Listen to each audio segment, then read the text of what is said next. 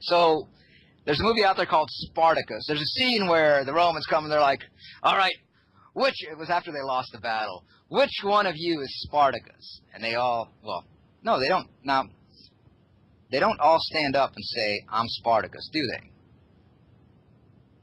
Eventually, they all stand up and say, I'm Spartacus. What happens first? One guy stands up. The one guy, one man stands up. And when I say man, I mean man. A man. He stands up and he says, I'm Spartacus. In other words, he's willing to let himself die. In other words, he's brave. He has no fear. And then it's a little easier for the second guy to do it. And then the third guy waits a little bit and he doesn't. And then the fourth guy. And then eventually all the other sheep are standing up and saying, 911 was an inside job. We got to fight the Illuminati. It's hard to be the first one that does it. For whatever reason. Okay, that first one that stands up and says it, that's the man right there, okay? The second guy, yeah, all right, because he might get killed too. The third guy, a little less, a little less, a little less. And then it gets to the point where it's just meaningless, okay? Oh, now it's safe. Now that these three guys that stood up before me and taken a chance on being the ones that get their head chopped off, I'm going to be brave, and I'm going to stand up and say, I'm Spartacus, kill me. Because they knew Spartacus was going to get killed and tortured. If you don't think this truth movement is the new hippie movement, you got to re-examine what's going on around you. Because it's filled up with a lot of people. I keep hearing, like, especially because like I said, they've dragged me back in. They're like, oh, there's a troll operation, Alex. Can you look at this? And I'm like, yeah, I've been keeping an eye on some of the trolls. And maybe I'll talk about them later. I don't know. But I keep seeing idiots in chat rooms going like, you got to do your own research. What does that mean, do your own research? That's like a new paraphrase, like 911 was an inside job. Yeah, you can do your own research, but who actually thinks for themselves? Same with the hippies. People don't realize they've been neurolinguistically programmed very well by now to react and not to think. There's very little thinking I see going on in this. Like I said, I am trying to drag myself out of this. I keep getting dragged in. Admit your stupidity, and you'll be surprised what follows. There's a beautiful line that I also derived out of this movie, which I gotta admit had some interesting parts to it. It was a crappy movie. I can't say like, oh, watch this movie. It's really good. It was from this movie, Daughter of a Devil, and in it, they find this cult, satanic cult, that's practicing like all this magic, and the guy goes, you don't really believe in that, do you? He goes, because that's a lot of nonsense. They can't really like do anything. And he goes, well, what do you mean? He goes, well, you say this guy's a wizard of the highest degree. Can he really like damage us and hurt us? He goes, no, there is such thing as magic. Magic is the manipulation of human consciousness. Look at the idea of the truth movement and the pawns moving to where people want them to move. It's the manipulation of human consciousness. This is a ritual. The neurolinguistic programming of our consciousness extends way beyond Hollywood and into this news stream, which the alternative media is heavily influenced by.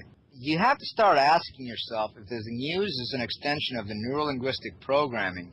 How much of the news that we receive, and this is a fair question, is actually meant to reinforce our neurolinguistic programming? Reference, cross-reference, instill, give people the impression that the social engineering is their own consciousness acting out. The details in movies are very ritualistic. That's what a lot of people are calling synchromysticism.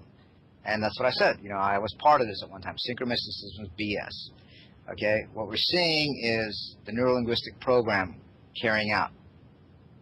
And I think it extends into the mainstream media. How much of the news that we hear is actually real? Anyone?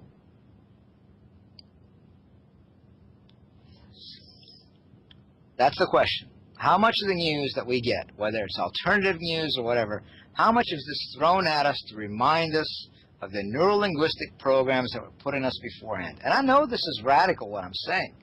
And I know a lot of people are going to like make little snide remarks because they don't understand it yet. They're scared. You know what? That's fine. But this is what's going on. You can either You're not going to fight the system by perpetuating the system. You know, up with tyrants, down with tyrants. Down with the king, long live the king. Same crap. Same crap. The left breast is all messed up. Get on the right breast for a while. Oh, it's same crap that happened back during the Age of Enlightenment. Crap. Crap. We didn't advance at all. Okay? What I'm seeing now is, you know, after I've been talking about it for a while, other hosts are starting to say, wow, yeah, there is a troll operation. I'm getting wankers calling my shows, too. It's not just the Rebel. All right?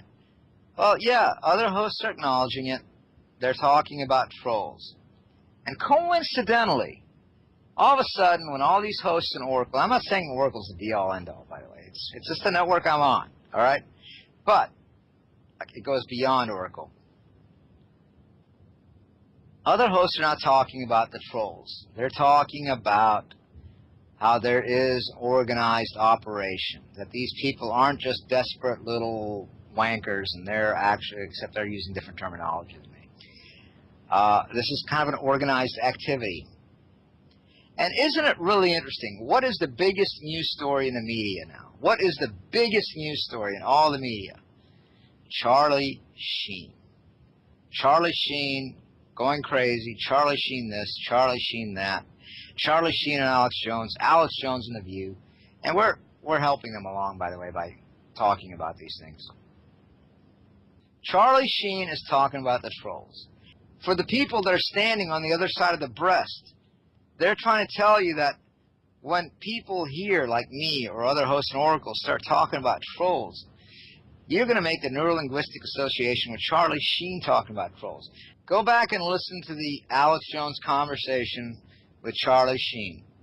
It is not Charlie Sheen high on drugs talking about a bunch of nonsense. It is Charlie Sheen reading from a script. He may as well be in Platoon or some other stupid movie that he's done. He's reading from a script. Okay? This is what they're doing. There's been a lot of talk about how Alex Jones is being moved into the mainstream, right? He is being moved into the mainstream, but that's not exactly what's going on right now, at least what I see.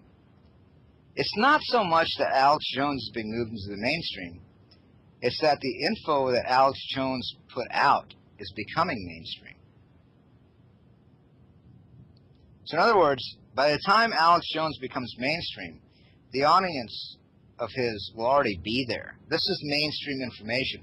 All this conspiracy crap we were fed like 3 or 4 years ago, they tested it out on us rebels. They tested it out on us people that wanted to like get out there. And they're like, okay, well, this is what we do. We put it out, da-da-da-da. And like I said in the show where I talked about the fat women at the grocery store, like talking about, you know, the coming Civil War. This is Alex Jones. This is his future audience. It's not so much that Alex Jones is going to be put in the mainstream. It's like his audience is being developed for him. Luke Rudkowski started up We Are Change, which I have to say grew so fast, I have to wonder what the hell got We Are Change out there. And I don't know. It's hard to say. Was he a useful idiot, or was he like a really motivated person that like really wanted to like bring about like something better? I know at least 2 people that actually know this guy personally. And I say personal, like I know you. And they can't see him being like part of some New World Order conspiracy. They just see him as like a really motivated young guy who's very motivated, got fed the neurolinguistic programming, and is determined to change the world. In other words, he's a good egg. You know, he's just trying really hard. Right. And Luke Rudkowski's confronting David Gergen about Bohemian Grove, and David Gergen goes, "You look just like the kind of young man we would love to have over there." And keep in mind that Alex Jones practically walked into Bohemian Grove. Yeah. And that Jason Burmas stood outside of Alex Jones's house pitching a tent for a week. It seems to me that somebody wanted to F Luke Rudkowski, and Luke Rudkowski said no. And they said, hey, man, we gave you all this money, your organization. This is just a guess, by the way, folks. This is just a guess. Because We Are Change, you have to admit, grew up in an unnatural position. I'm just using critical analysis here. And yep. I'm guessing Luke Rudkowski didn't put out. And what did they have to do after that? They had to crucify him and remove him. And how did they do that? Yep. Why do you need to go after him? when you can have stupid monkeys do the work for free for you. No harsh references to monkeys there. As I've researched the trolls that are harassing me, they're the same trolls that started calling up other talk hosts and saying, hey, Luke Rudowski's doing this, Luke Rudowski's doing that. And they got other people to basically crucify Luke Rudowski for no reason. For free. Yeah, for free. For free. Why Yep. pay people to do something when the stupid goyim, the stupid whatevers, you don't have to go into that according to the Jewish theory, will do it for free, the guy.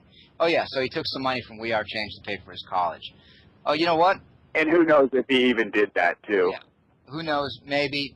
The people in this truth movement, they're just itching for some kind, for exposing anybody. I mean, all they want to do is expose everybody, except, you know, as long as they don't have to admit that they're stupid. Hey, I'm an idiot. I call in all the time. I know I blabber on, I'm an idiot. I hope some other idiot will call in.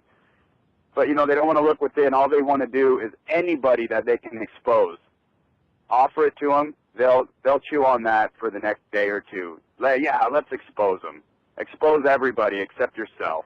I think a lot of good people, and again, it's good people just because they're trying to do the right thing as they've been programmed by their neurolinguistic programming, which has led them to this point in their life to expose and to jump on people. And they could so easily be guided to do this. That's my point. If you know yourself, but you don't know your enemy, you'll win half of your battles. If you know your enemy, but you don't know yourself, you'll lose half your battles. So if you don't know yourself or you don't know your enemy, you'll lose them all. The only way to win is to know your enemy and know yourself. And this whole truth movement is about exposing the enemy. But, you know, you're kind of trying to pick up the other half, but the whole truth movement is leaving that half alone of knowing yourself. They don't want to talk about that. They just want to talk about exposing the enemy. So you're only going to win half the battles at best if you don't know yourself.